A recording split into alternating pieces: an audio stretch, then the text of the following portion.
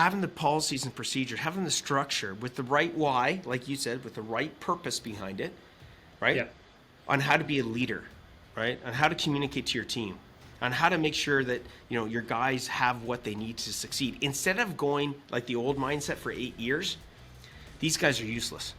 Until right now, this very moment, contractors have always been on their own, not as tradespeople, but being alone and knowing how to take their business to the next level. They call us working class, they call us blue collar. They say that we don't have the smarts to become the business owner that we're meant to be. That is such bullshit. You have the ability. You're more than any of that. The question really is, where do you get the insights that you need specific to contracting to systemize your business so you can get your profits to pay for your freedom? I'm Andrew Houston. I'm going to show you how to make more profits, how to get more control, how to get more freedom in the simplest, quickest way possible without any of that bullshit. Welcome to the No Bullshit Podcast for Contractors. Listen up, level up, and if you learn something, like the video, subscribe to the channel, change your business, change your life.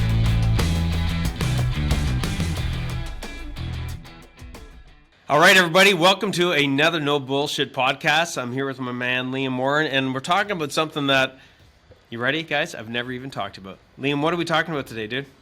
Today, I get to take over the driver's seat. I'm the director today and get to do the big boss move. And yeah, we're going to talk about Andrew's journey, Andrew's story, how he got here, why he's here, and some stuff maybe you didn't know about the man behind the voice, the podcast, PFC. Exactly, dude. So, just let everybody know, I think the first thing you might be asking is, why am I talking about this now? Like, we're literally going to go through the years, right? We're going to go way back, back when dinosaurs roamed the earth, Yeah. Oh, thanks, Liam. Okay, thanks a lot. I love that you're running this podcast here. Yeah. You bastards, yeah. So, yeah, I'm going to give you guys sort of the lay of the land of, like, my journey. And I haven't talked about it. I think one of the things is that I'm not a guy that really wants to. I'm more about making it about you guys and interviewing, our champion CEOs, interviewing people like Liam, and giving you guys tips and tricks and insights under the hood, behind the scenes type of stuff.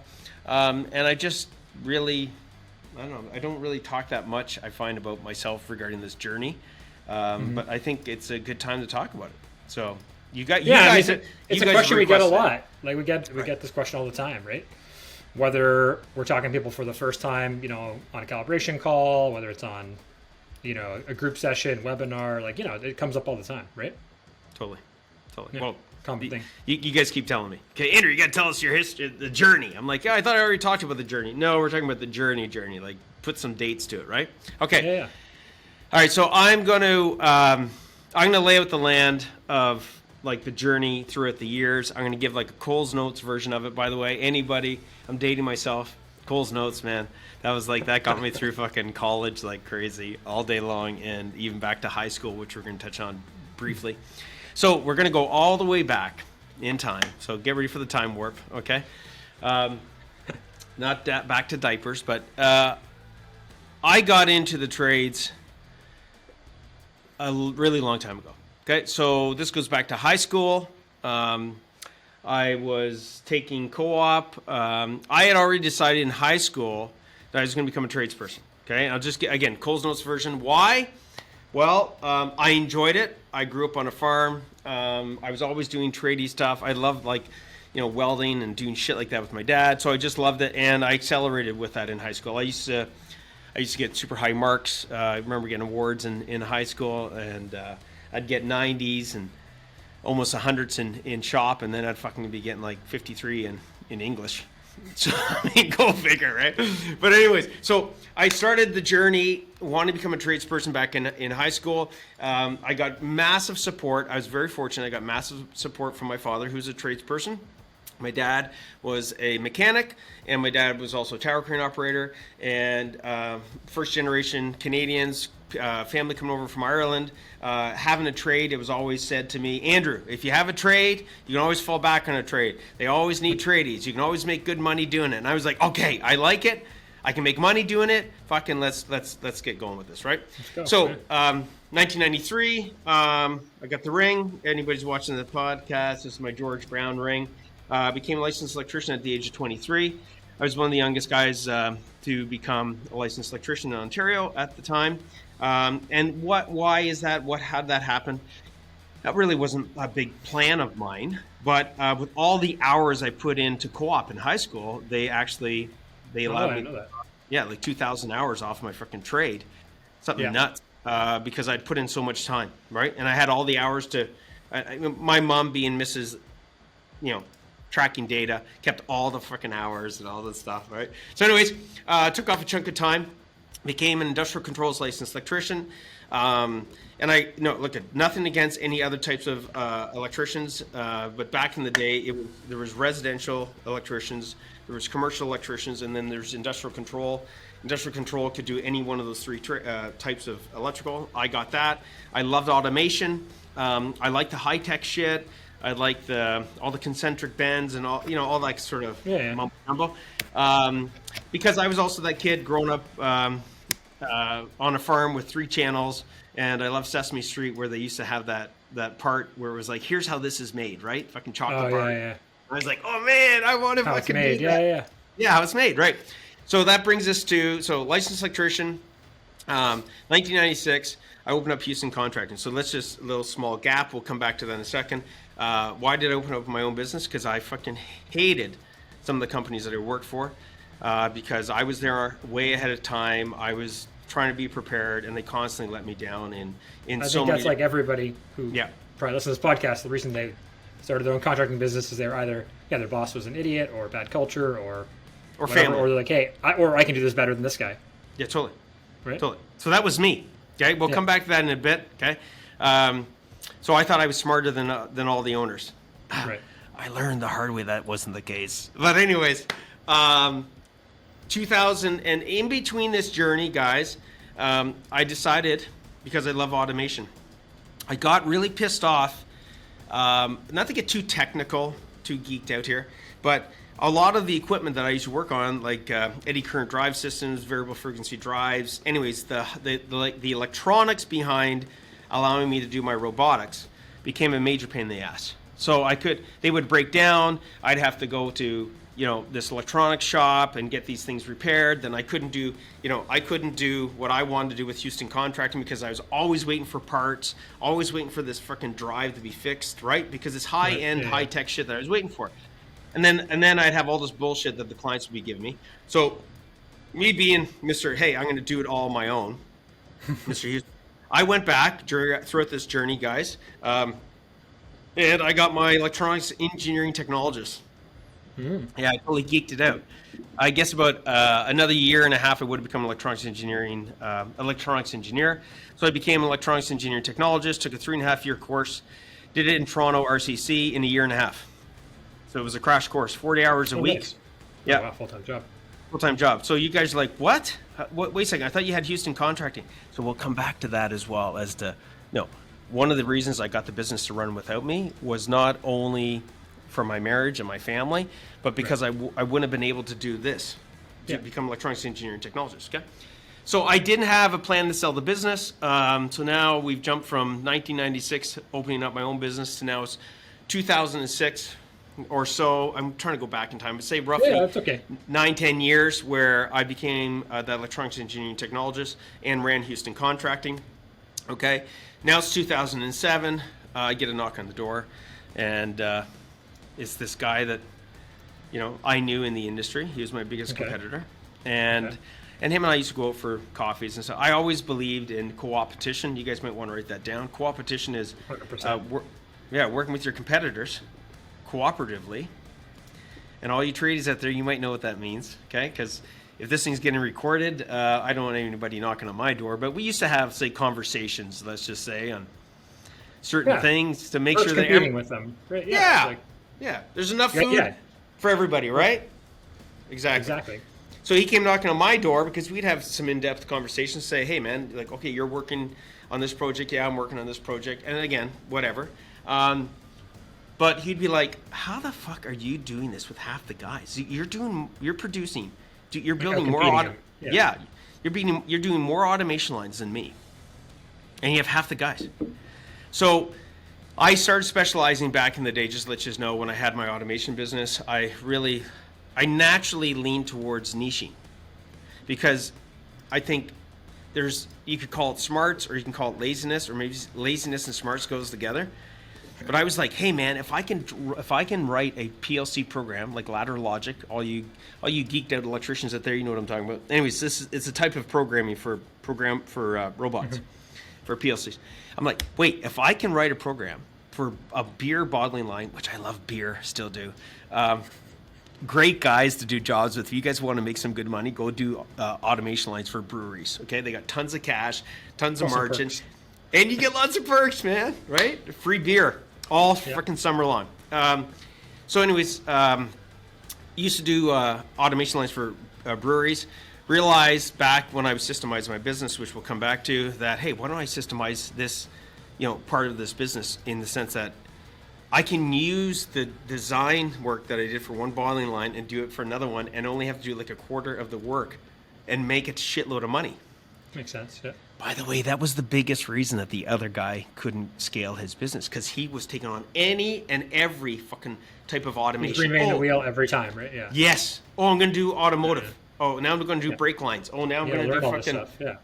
I'm like, fuck that. I'm just going to do breweries and farm equipment. By the way, just to let you guys know, farm. Well, I think that's a big thing. I think a lot of people listening can relate to, right? Where it's like you start off your business and you're like, I'll just do anything and everything. I'll work and I'll take every job I can get. I'll work for every type of customer, right? Because you want to get revenue. You want to build your brand, right? And you're like, yeah, like I'm doing all this stuff. And how many people come to us? They're like, oh, I do like ABC XYZ, and we're like, whoa, it's a lot of stuff, right? Like, cool. How much that which are the most profitable types of work, or like which ones make you the most money? I have no idea. It's just like we just do decks when it's deck season, and we do roofs, and we do kitchens, and it's like, okay, wow, it's a lot of stuff, right? And not to say that there are contractors who can be like a full service GC. It is possible in that example, just like to be a full service electrical company, like to do service, residential, commercial. But usually that you don't start there. Usually you end up getting there. That's like the scale part, right? And you have to know how each of those work and how profitable they are. Yeah, I think a lot of people, they don't like to niche because they're afraid. It's like, oh, there won't be enough work, right? Or I won't be able to keep my guys busy, or I can only advertise to so many people. But in reality, right, it's usually a death sentence to try and be all things to all people. So Liam, you know how I come up sometimes in these podcasts with these fucking words or acronyms or descriptions, and I've never used it before? Yeah. Okay, well, I got a new one for you. Hit me. Repurpose is reprofit. I'll say that again. Repurpose is reprofit. You're like, what? Yeah. Well, so I was able to repurpose the programming, the design, right?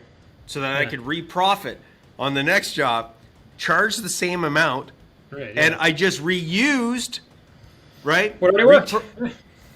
And the profits went doo doo doo doo. Look at like Warren Buffett. He only invests in like 10 companies ever at a time, right? With like the same strategy every time.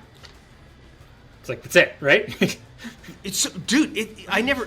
Warren is like, I don't touch this because I don't know it. I don't touch this. Everyone's like, yeah, but Warren, there's so much freaking money in high tech and telecom. And all these, and he's just like, I don't do that.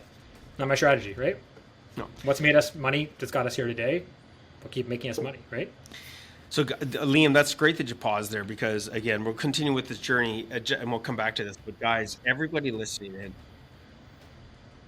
the whole mindset of building an automation line is to automate. Like, think about the word automate, okay? Repurpose is a form of automation, totally. Okay? And so, again, we'll come back to that. But, guys, whatever you do listening on this podcast, this is the journey. This is my journey. I didn't know I was going to do this journey, but there is definitely a common denominator throughout this whole journey. Okay, and it is back to the repurpose. It's about re-leverage, right? Okay. Yeah. So where do we leave off? 2007 sold biz. Okay, and then I am just going to briefly touch on this. I did get into the corporate world. Okay, I did that for a short period of time, and I'm highlighting that. I'm only highlighting the things that are relevant from that perspective. Yeah, I know the important things. Yeah, so it was a $14 billion company. It was Siemens Micro that I worked for. And I'm going to tell you, is the only way that company could have gotten to $14 billion, guys, was through systemization, through reuse, through Automation. Yeah. automation. That's totally it, through automation, okay? Yep, And so totally. I used a lot of those insights, right? The importance of a structure, the importance of organizational, charts, of policies and procedures and job descriptions. So that combined with my past knowledge I didn't know it at the time, was a formula for me becoming a coach, okay?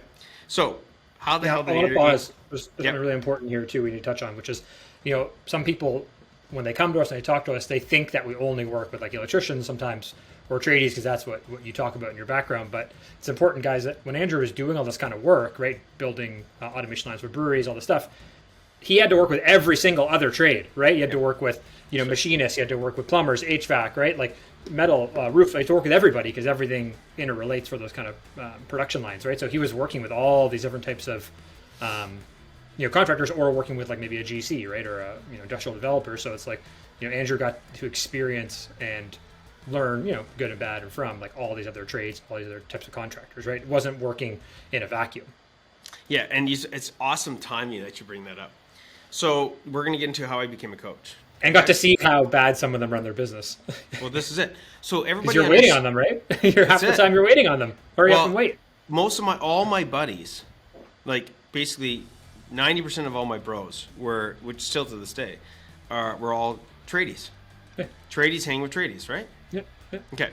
So throughout this journey, guys, of me owning my contracting business in 1996, okay, all the way up to me buying a coaching franchise in 2009, okay, in that journey, okay, I didn't know it, but all those systems and tools and strategies and templates and spreadsheets and having my beautiful wife Jennifer, a chartered accountant, help me with the financials and understand them. When I was sitting down having breakfast with the boys, or going out, having a few pints with the boys, and they were asking for, hey man, I'm struggling with this, or Andrew, how did you get the business to run without you? Or Andrew, I can't find anybody. I'd be like, hey man, here's the systems that I created. Here's what worked for me. And then we would they would apply it. We'd go to my fucking house on a whiteboard, because whenever I designed the automation lines, I'd go to the whiteboard, right? Right. Hence I have like everybody looking in, right? I have, let's see, what do I have? It's like, if I could have a whiteboard in my backpack, I would, okay? I'm a Put them all your whiteboard. bathrooms. That's it, man. Exactly. Yeah, Jen wouldn't like that. So I was testing all these systems on other people's businesses, without even knowing I was a coach. Yeah, unintentionally, right? Maybe knowing your coach. They were like, Andrew, that worked. Andrew, oh my God, those phones, those scripts things that you did now when people call in, I can filter out these fucking arseholes, these deadbeats, these guys that are tire kickers. Yeah, it's working for me at my business. And that was like the framer. And then the other guy was the freaking roofer buddy. And then the other guy was, the other guy was the HVAC and plumbing. And they'd be like, holy fuck, Andrew. So when I sold the business, guys, just to let you know, long story short, sort of wrapping this up, I played a lot of hockey, okay? Not as much as you, Liam, but I played a bit of hockey, okay? Yeah. And I was in the nets. And I'll never forget the day that I was like, what am I going to do now after this business, right? Like, I've sold this business, what do I do? And I never forget being on the ice. And a buddy of mine goes, Andrew, what are you talking about? I go, dude, like, I don't know what I'm going to do. They're like, why don't you have a business of helping contractors? I'm like, what do you mean? You've been helping all of us all these years. I'm like, yeah, whatever. Right. Nobody's going to pay for that. And I swear to God, my buddies were the reason. Famous last words. My buddies were the reason. They go, okay, Andrew, here's what we're going to do. We're going to pay you. I go, what? You're not fucking paying me anything, dude. I go, no. If you increase our profits, hence profit for contractors, if you increase our profits, then we'll give you a certain percentage of this profits. Is that fair? I'm like, that's fair. That's good. Okay. So I was very profit driven. Why? Because my wife was a chartered accountant. So the word profit to me was like that. Like that was part of my successful marriage. Right? No profits, bad marriage. Good profits, it tend to help. Okay. It's not the answer to everything. No, but it helped. No, they do. Yeah. Yeah, for sure. It allowed our freedom to do the things we want to do and travel and then all the rest of the stuff. Now, in between this journey, guys. So I'll wrap up. So I bought the franchise. So had a coaching franchise. It was a very generalistic coaching franchise. I learned a lot from it. I'm grateful for it. The problem with that franchise was that they were generalists. Right. Okay. Hey, you need to put systems in place. Okay, dude, thanks. What systems are we going to be bringing to the Yeah, what are we clients? doing? Whatever. Everything needs to be systemized. Okay, so how do you systemize the hiring? Oh, well, I mean, they have to figure that out. And I was like, why fucking? I got all the stuff that I use in my business. Hey guys, here's what you use, right? Yeah. Same with my buddies. Okay. Totally. So here's the funny thing is that franchise started taking my stuff. Like your content, your IP, your ideas, yeah. Yeah, which is part of the agreement. Right. But the day that somebody doesn't acknowledge when somebody gives you a gift, my personal opinion, okay? In other words, if somebody's giving you something and you claim it as yours, then whatever you get in the negative because of that, you fucking deserve it. Yeah, totally. Okay? Totally. So, yeah. Yeah, instead of like some guy standing up on stage going, yeah, I created this new system. I'm like, what the fuck? Those are my templates, dude. What do you mean? Like, right? So anyways, I ended the franchise. I followed through in the agreement, followed through in the terms and the years that I committed to, but the day that franchise was up, that was it. I was fucking done. You're out the door. Right, totally. Right. Yeah. And so long story short was I then decided, you know what? I'm going to start my own coaching company. Okay? So it started Profit Contractors, and The way I guess same thing. It's like I can do it better. I can help people better. You know, it's the same reason why again, people in the PFC family start their business, right? They're like, I can do, I think I can do this better or do it more impactfully, right? Totally. Absolutely, dude. Absolutely. So things skyrocketed. Okay. The business skyrocketed. Why? I was driving around in a car, going from place to place to place, because that was the model of the franchise company had said that the only way you It's can also provide, before like all the technology we have now, right? Like Zoom wasn't really a thing. You know what I mean? It was more like that was early days of like the online coaching tech thing of everything virtual, right? Like that was dude, just starting. I bought a Polycom. There you go. Yeah. Jeez. So I had no Zoom. All I had was fucking here, dial into this number, right? Because I was like, how congruent can I be teaching these people, right, that I need the drive. I'm a one-man show, and I'm not even scaling this coaching business, and I'm not even applying the things that I'm teaching. I'm driving around, or they're having to drive to my place. This is ridiculous. Like It's not efficient, also, right? Too much right. Well, this is the whole thing, right? How could you be a coach unless you're teaching stuff to make people effective, right, and efficient, right? Yep. So that's my journey. 2015 or so. Started, the corporation of Profit Contractors, was into the coaching, with the franchise at like 2009, and my buddies were like, dude, you've always been coaching, like Right, yeah. before even coaching, right? It was Yeah, even yeah. a thing, right? And and that brings us to today. And in that gap of, owning my business, right, and selling my business, there was something called kids that came into the picture. Mm-hmm.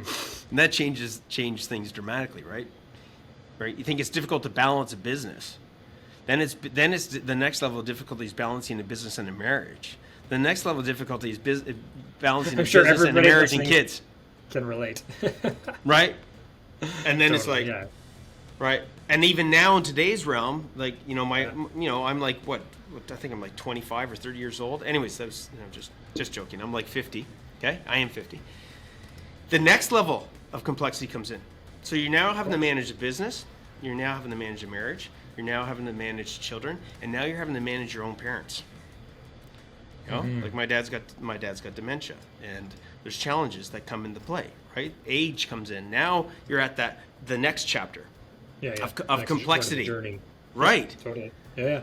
And if you don't get that business right, it just negatively feeds everything, or it positively feeds everything. Yeah. right? It's exactly. It's inversely related. Yeah. Yeah. So, I guess maybe Liam, I don't know if you want to ask me, questions around that first phase of like owning my own business and things of that nature. I'm not sure what you're the interviewer, dude. Let her rip. Yeah, no, there's one thing I want to just like touch on for everybody listening, and it's again, this is like a really important thing that everybody listening to this podcast, again, guys, whether you work or engage with PFC, at the end of the day is irrelevant, right? That's why we put out all this content, because we just want to help people, right? And even if just listening to 5 minutes of this podcast gives you an idea, or makes you go, you know what, I'm going to change what I'm doing in regards to pricing or hiring, whatever, right? That's awesome. And then we've won and we've helped people, right? Or I'm not alone. Yeah, or it just gives you perspective, right? And ultimately, the real reason most of us get into business, especially in the coaching space, right? is we want to help people, right? And we want to help as many people as possible. So that's why we do the things we do.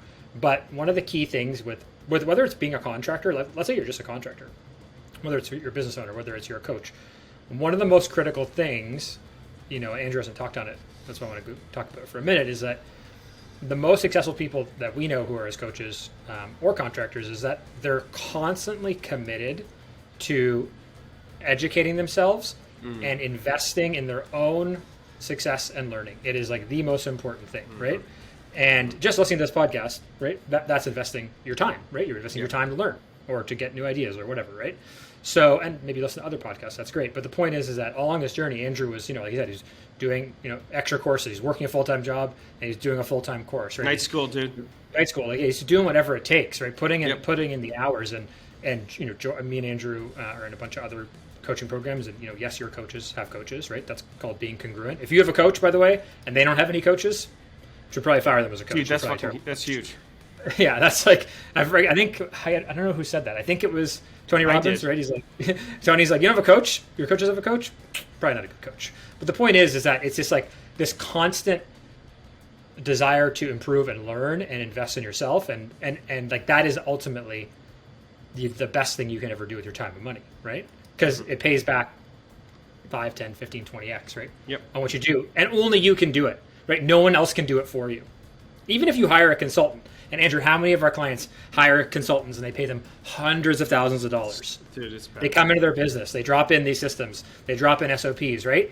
And then they leave. And what happens, invariably, is that it's just like going to a motivational speaker conference. You go for 3 days. You get all amped up, right? And then that wears off, right? The high wears off.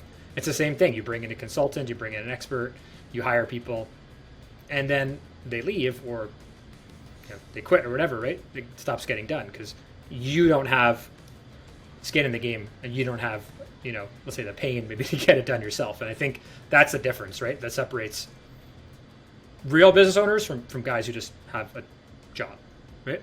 In my opinion. Well, I think one of the biggest things that we're now talking about a little bit more, and we're going to be talking more and more about it, is the mindset.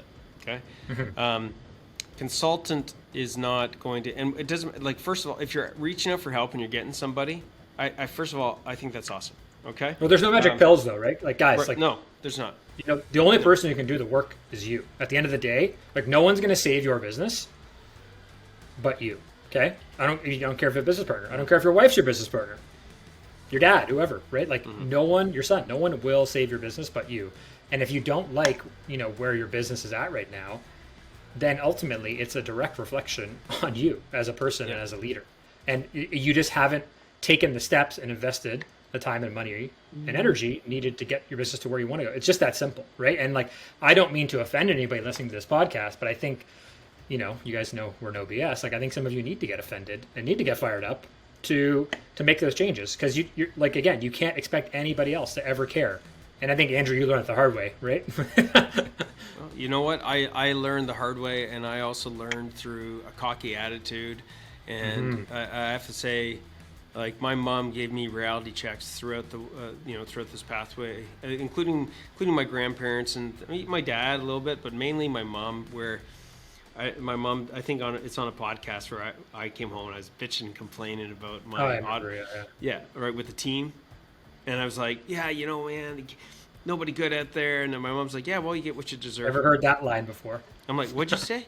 I said, what'd you say? She goes, my mom, she's like hardcore. She can, like, Mrs. Politician, but she can be hardcore. The red-haired Irish, right? Yeah. And she goes, don't ask me again when I know that you've heard me, because this conversation will be over. I'm like, okay, like, whoa, okay, like, because I knew she had something to give me, right? But I'm like, what do you mean you get what you deserve, Mom? She's like, well, what kind of process do you have in place? Now, fortunate enough, my mom worked at the government, so she was part of the hiring process, right? She was head of payroll, right? So she was head of a department, so she had to hire people. Right? The one thing about where she worked at, there was policies and procedures, and here's how you hire people. And maybe too much with the government. Way just too for much. a reason. Right, the other way. That's the problem with the corporate. Right, red the other tape, way. Right? Yeah, but I had zero. Yeah. Well, how'd you hire the last guy? Well, he was buddies of Jim. Johnny So on the spot. That's how you hired him. Yeah, Yeah. because he's buddies with Jim.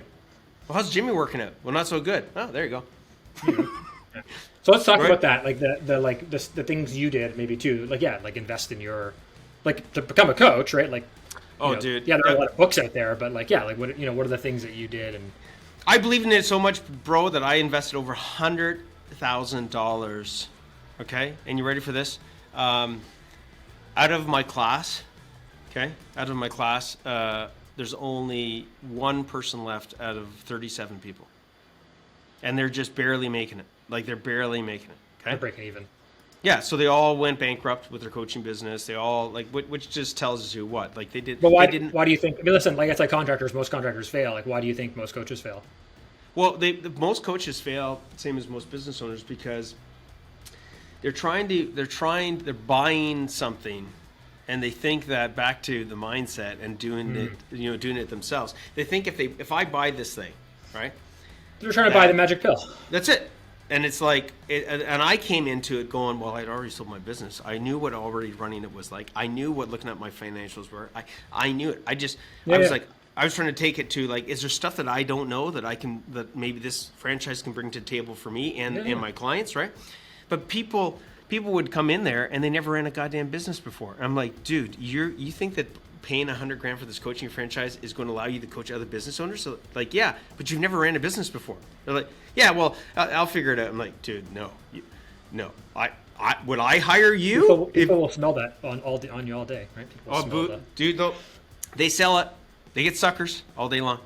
So let's come back to your question. So what your question was like? Say it again. Like, yeah, maybe to talk about, why you joined other coaching programs, to learn how to be a better coach. Because one thing one thing I realized was that whole concept of leapfrogging decades the days. Okay, when I tried to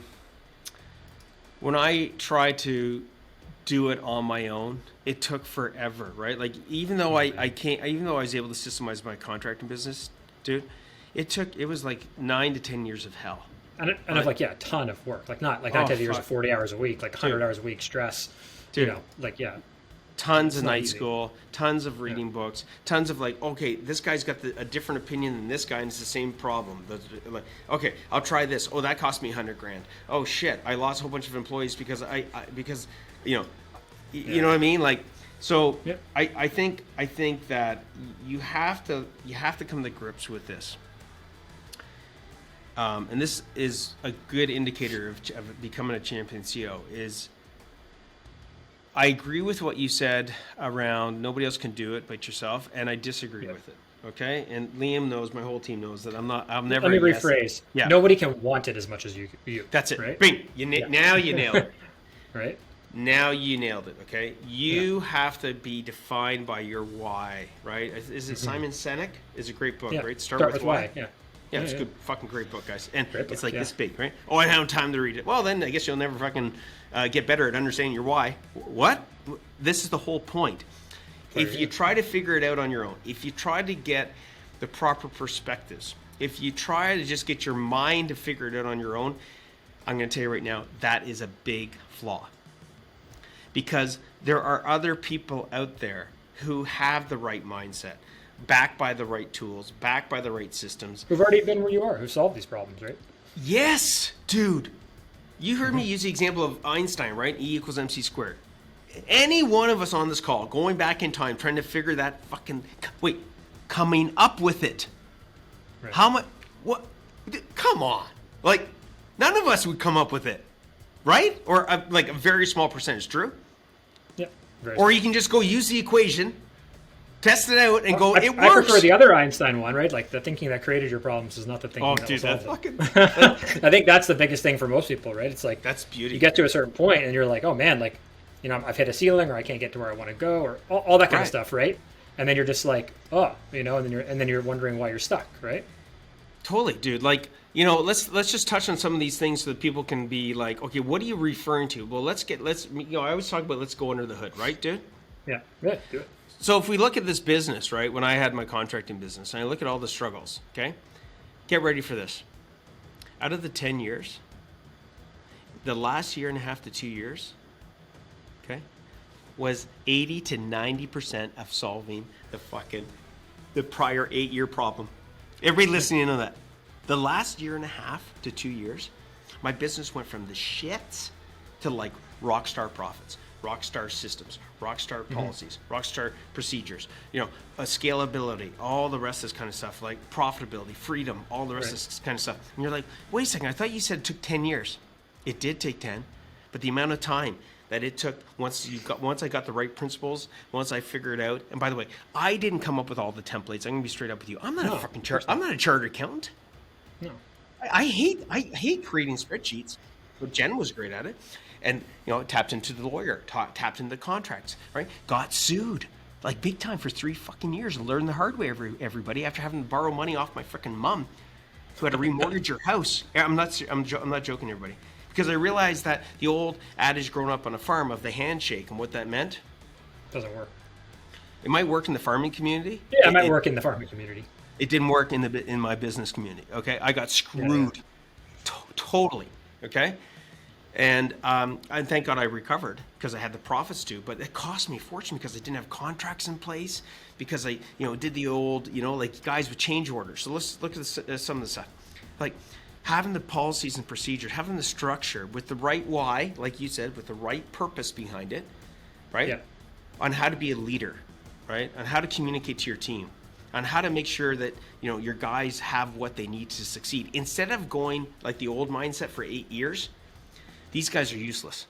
These guys are fucking idiots. No, There's no good guys out there. Versus like thinking, right? Yeah, versus looking in the mirror like you said, and going, wait a second, I'm the one that's allowing this. I'm the one that's creating this environment. I'm the one that's hanging on to these employees. I've got, say, I had 20 some guys working for me. I'm the guy hanging on to, I got these 5 or 6 amazing rock stars, and I got these other jackasses, and I keep using the excuse of like, oh, I'm so busy I can't let anybody go. And then I'm losing all my good guys because the only people I'm tending to are who? The needy ones. It's like, dang, your worst clients are the ones that take up all your time, right? And listen, guys, in everybody's business who's listening to this call, like in Andrew's previous businesses, right, even with PFC now, like, guys, there's always ups and downs. Like, you're never going to avoid that. Like, if you think it's always you can get it so it's always easy, like, just get that out of your fucking head, because there's always going to be challenges. There's always going to be ups and downs, right? But the thing that I want people, what needs to resonate with everybody listening is that, listening to Andrew's journey, his story, is that, guys, and you've gone through this multiple times, right? It's never, ever too late to get back control of your business. Like Andrew says, you're only ever usually 1 or 2 steps away from that.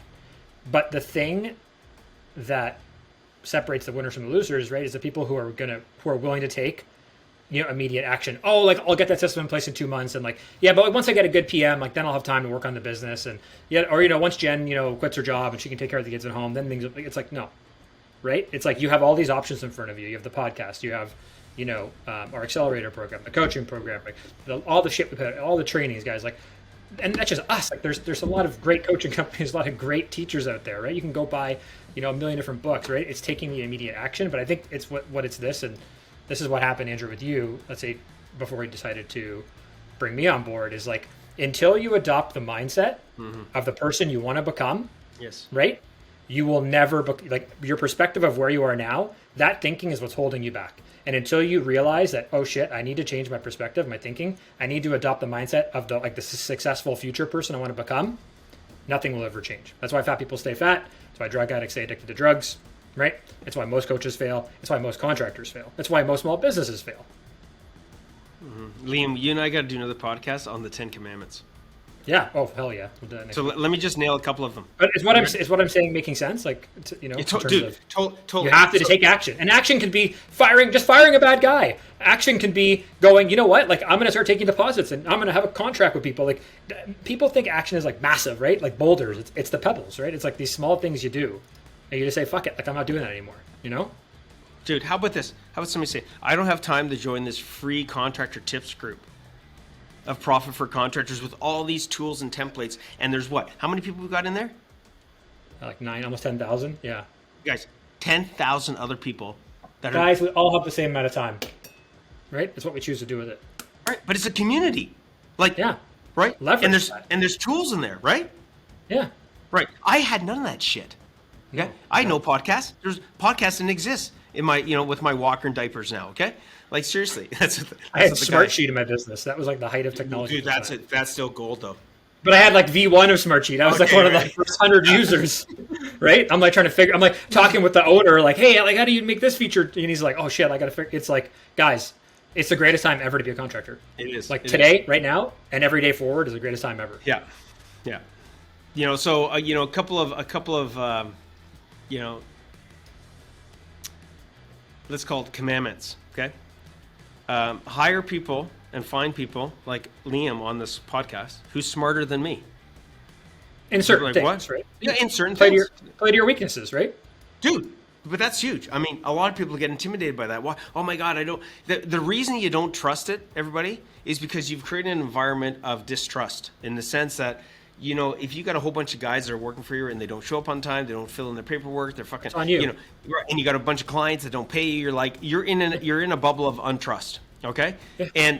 And the reason you're in that bubble of untrust is because you've allowed it. Okay, so you're like, okay, Andrew, like, so where are you going with this? Well, the reality is, and this is where the paradigm shift or mindset shift. Okay, but again, reading great books, by the way, Liam. I talked about this, Stephen Covey, 7 Habits of Highly Effective People. Yeah, Robert, my bro, bought that for me, guys, when I was like 19. I read that fucking thing, right? While Lives Become a Tradesperson, I'm like, I want to be. This makes sense to me, right? Okay, and that was the shift, by the way. Even though, like that was a shift because I started thinking differently, right? So when you look at the trust side of things, guys. When you have the proper hiring process, you can hire people smarter than you because you have a process to make sure that it's a trustworthy process. So you can get a trustworthy person. I got a trustworthy person called Liam. I got Stephanie. I got guys like we've grown how much, Liam, in the last 3 years? Like, dude, what? Like 1,000%. Okay. More. No, and that's no bullshit. True. People think you're full of shit. True? No, they can fuck off. I don't really care. No. Yeah. Well, but here's the thing, guys. You should care because you want to work with somebody, and I'm not making this a sales pitch, but I'm serious. You got to work with a coaching company that is fucking delivering on their own promise to their own company. Guys, how is it the Profit Contractors is able to? Yes, go up 1,000%. And in our industry, just to let you know, it's the same thing that's happening. We have a fraction of the employees, and our results are fucking exponential. How did Andrew do it back when he had a contracting business? Well, first of all, Andrew didn't do it. He had a team of smarter people. Yeah, a good team, good systems. Yeah, it's all right. About, exactly. Okay, so one of the commandments, guys, just to touch on that, is like you got to hire people smarter than you. Okay, and with that being said, you got to take action. And one of the things that we've been creating over the last little bit is opportunities for you guys, and I mean that honestly. Okay, don't take this the wrong way. I don't need the business. I'm fine. I've been fine for a long time from the financial front. We do this to help people and to change things. That's why we got this Contractor Chips group, right? Like seriously, it's a free group. Yeah, let's talk about this because I think a lot of people listen to podcasts. They see the coaching clients on there getting these massive wins and stuff, and they're like, hey, I'm too small, or like PFC only deals with like bigger contractors, and that was the case for a while, and we knew that, guys. We knew we had to get that to be the flagship of our business because we knew that we couldn't, if we didn't figure that out and figure out what those guys need, right? We weren't able to reverse engineer what maybe smaller contractors need if we hadn't worked with guys who are bigger and started them and grew them and all that fun stuff. So now that we've done that, now Andrew's been able to put together something for people who are smaller, who don't maybe have the team yet, who aren't ready for the systems, but they know they want to get there, right? But what do I do now to prepare for that? Or what do I do to solve the problems I'm having right now to actually get off the tools, to make my first hire? Right. So yeah, we do work with everybody, but we had to make that choice because again, it's about niching, right? We can work with everybody and build 1 million programs and products, or we can focus on helping a certain type of contractor, certain revenue, certain team size, right? Get them to a certain point, and then use that to fund the R&D to build, right? Same thing. We niched, and now we're expanding, right? Not a lot. We're not expanding into 50 things, but who are like the 3 or 4 main people, Andrew? We're gonna niche on. Well, we're first of all, we only help contractors. No, but within, of course, but we're like. I'm just saying, like, we don't help lawyers and doctors. I'm just saying, like, so then what do you do? So this is back to your. We're going to talk about this, and you guys can apply this. Okay, we're going to wrap this up. We got 5 minutes, so let's wrap it up. Yeah, exactly. So not industrial, commercial, and residential. Everybody, okay? Like, what are you nuts? You can't service all those effectively and profitably. I'm telling you this right now. Okay. And you would call bullshit, then probably get off the podcast, because we've proven it out by thousands and people that we've helped. Okay. The other people that we help, guys, it's, we're heavily focusing on like service-based businesses, right? So, trades specific, skilled trades people. Okay. So electricians, plumbers, HVAC, right? Skilled trades. So think skilled trade. Yeah. That's Roofers, insulation, doors, roofers, carpenters, yeah. right? Carpenters, right? Skilled trades people. Okay. It doesn't mean somebody. It doesn't mean a property management company. No, that doesn't fall into that category. Some of the other guys, Liam. Who else do we help? Like really good renovators who specialize just in let's say bath and kitchen or additions, Right. very, very niche, right?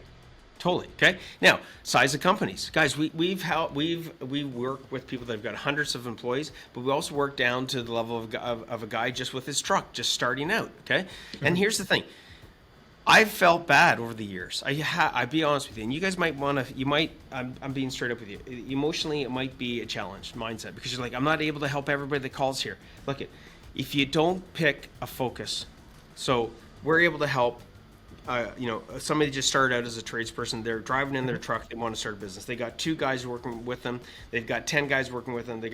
We are able to help with all those people, because we were able to help the people at 100 and some employees. Now we broke it down and broke it down and broken down, right? So it doesn't matter what type of contractor you are and what size of contractor. If you're a one-man show, I'm going to tell you right now, you're not meant to be in a program that's the higher level, because it's just going to be too much for you. Exactly. So you need, right. So we've created products, guys, that are specific to your needs, okay? And also from a cost perspective, right? It's got to make sense. We're not going to sell something that's not an investment for you. That means if you buy all of our programs, guys, guaranteed 10x ROI. That's the minimum for us to know we're getting. If you do the shit. If you do the work, yeah. Let me be clear, right? You can buy coaching from us and anybody else all day long, but if you don't do the work, it's never going to happen, right? There is no, get this out of your head right now after listening, there is no such thing as done for you coaching. It doesn't exist. Someone can tell you it is. They can tell you it might cost a ton of money. Doesn't matter. Nope. Even Tony Robbins coaching Conor McGregor, Mike Tyson, Andre Agassi, right? It's still done with you. Either paying him probably $1 million a session, right? It's still done with you coaching. They have to go and do the work, right? Tony Robbins isn't calling them every day. Hey, did you do this? Did you meditate? Did you eat right? Did you not do drugs? That's expected. McGregor's not calling up and going, yeah, I was in the ring. I was in the ring fucking sparring for the last 2 hours for you, dude. So your skills have increased. Dude, doesn't work that way, right? Now, do we have done for you templates and tools to leapfrog decades of days that took me maybe 10 years or another contractor a year or 2 or 6 months or whatever to fucking create and do by trial by error? Yeah, that you can just leapfrog. But you've got to be the one that uses it, okay? It's reality, okay? So I think what I want everybody to understand here is this. No matter where you're at, okay, we've created this because of my passion to help as many contractors as possible across the globe.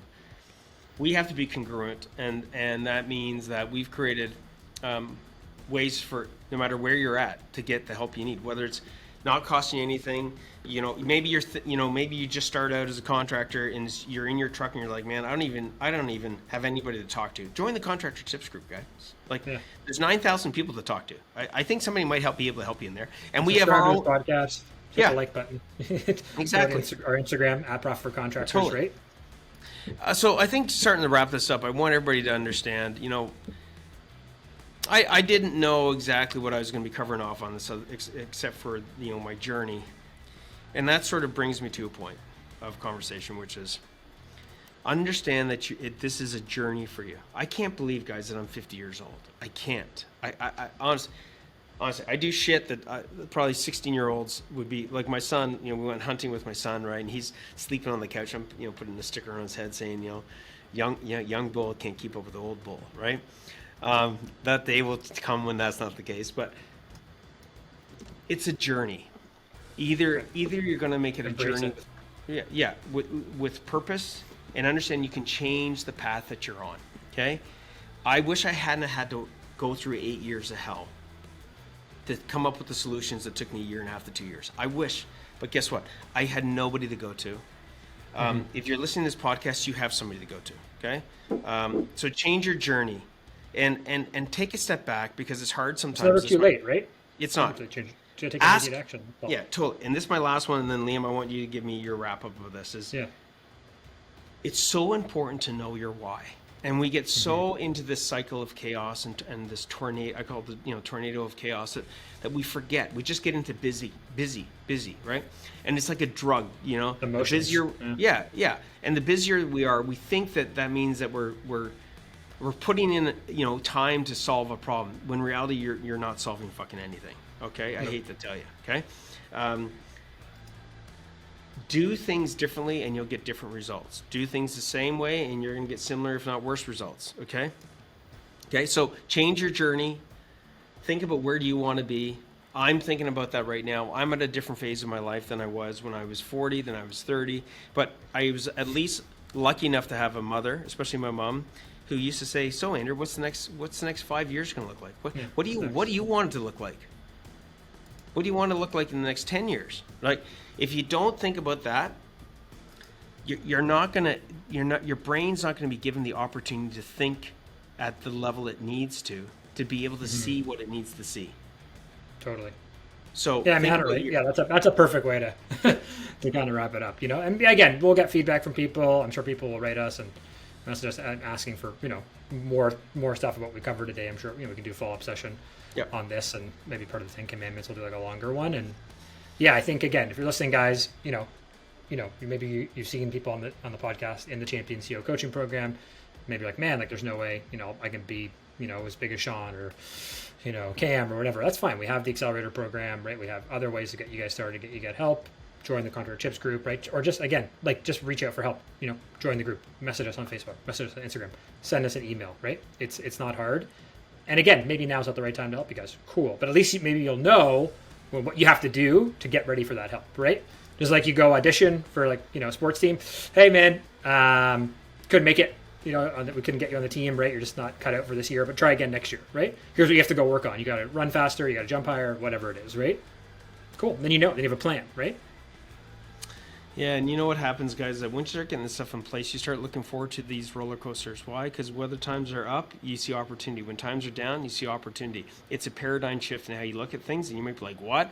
Well, guess what? We'll talk about that on another podcast. But for this time, choose your journey. Don't let the journey be written by somebody else for you, because I'll tell you what, that's a fucked up plan. Yeah, well, you're not in control, right? That's it, man. Okay, Mr. Morin, brother, awesome. I love that you're part of this family, and I like being the podcast host. Do us more. Okay, man, let's do more. You interview me. Awesome. Yeah, we'll do a whole interview the team series. Dude, we'll that's interview a great each other. idea. There we go. See? Awesome. Okay, guys, another no bullshit podcast from Profit Contractors. See you on the flip side. Okay, get rid of the bullshit. Just keep focusing on action, moving forward. Hey, Rockstar, I hope that you enjoyed that one. I mean, if you did like this podcast, leave a review, leave a comment. This will help us a lot to keep you bringing the gold, allowing you to delegate, dominate, and deliver so you can take your contracting business to the next level. Now, make sure you subscribe, get the latest teachings and insights, and we will see you back here for another No Bullshit podcast. No, seriously.